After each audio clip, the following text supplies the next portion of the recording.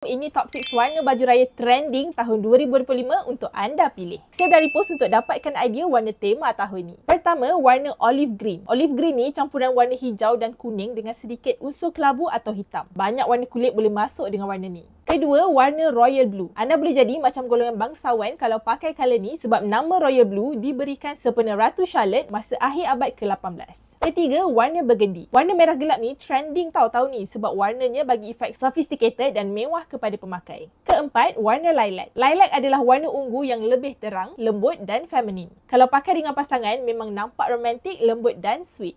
Kelima, warna magenta. Ia kombinasi warna merah dan biru yang menghasilkan tona ungu yang cerah dan terang. Nampak ceria dan meriah dalam gambar raya nanti kalau pakai satu family. Keenam, warna hitam. Ini warna tema timeless yang selalu jadi pilihan orang ramai. Tapi panas sikit lah kalau pakai pergi beraya.